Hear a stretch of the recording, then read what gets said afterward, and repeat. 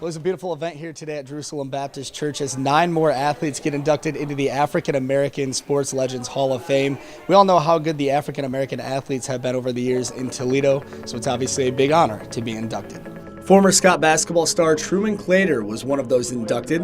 Claytor averaged 22 points a game as a senior at Scott before attending the University of Kentucky, where he would win an NCAA championship in 1978. Well, this is a great honor for me to be inducted into the African American Hall of Fame.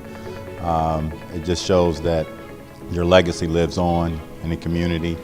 I'm just overwhelmed with the introduction into the African American Hall of Fame. Speaking of basketball stars, former Libby Cowboy William Buford was also inducted today. Buford would go on to win Mr. Ohio as the state's top high school player during his senior year in 2008 and had a tremendous career at The Ohio State University. It's an honor to be inducted. Like I said, just to be here with some of these greats to come out of Toledo, who I've always heard about, and I finally get to meet them. It's a real honor. Bring back a lot of memories. I was just looking at all my old stuff from high school. It's not with me, it's with my mom, so I don't really get to see it that often, but it brought back good memories, man, just being with my brothers and just being in Toledo. Two boxers are also joining the distinct Hall of Fame, including 92-year-old Carmen Williamson, who began boxing at the age of 12.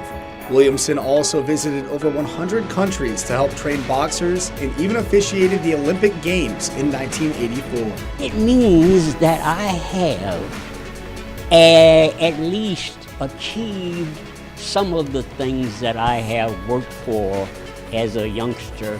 And in sports, this is one of the things that I have achieved. One of the biggest names in Toledo football was Libby Cowboy John McKay Williams, who went on to play football at the University of Minnesota before becoming a first-round pick of the Baltimore Colts in 1968 and a Super Bowl champion as well. While Williams has since passed on, his wife flew in from Minneapolis to accept the honor on his behalf. It's hard to put it into words. Toledo was John's hometown, and the people here mean everything and meant everything to him. And I know that if he could be here today, he would be here. And the small bit that I can play to continue to support places and people I know he loved. It's where his heart was. It's where his biggest support. It's where he grew up. It's where he learned his skills. It's where his values and everything that he learned in terms of his character started. And so Toledo meant everything to him, and today would have been really special. Kimberly Bates is a 1990 graduate of DeVilbiss High School and was an outstanding basketball player and track runner.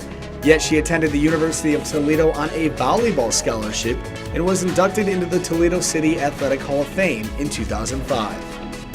When I think back, all the great athletes, just people out of Toledo and the community and what they have done, and then to be amongst all those great legends is just amazing. So this is truly, hasn't really sunk in completely yet, but it just makes me feel like Toledo is an awesome city. 86-year-old boxing legend Herbert Mickles won the Golden Gloves crown back in 1952 and had a very successful boxing career.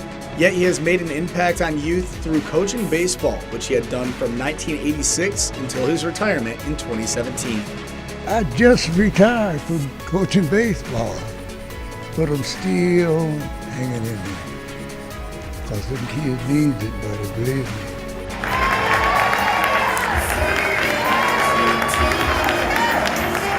And just like Mickles, the inductees all understand that this is about being an inspiration to African American youth in our community.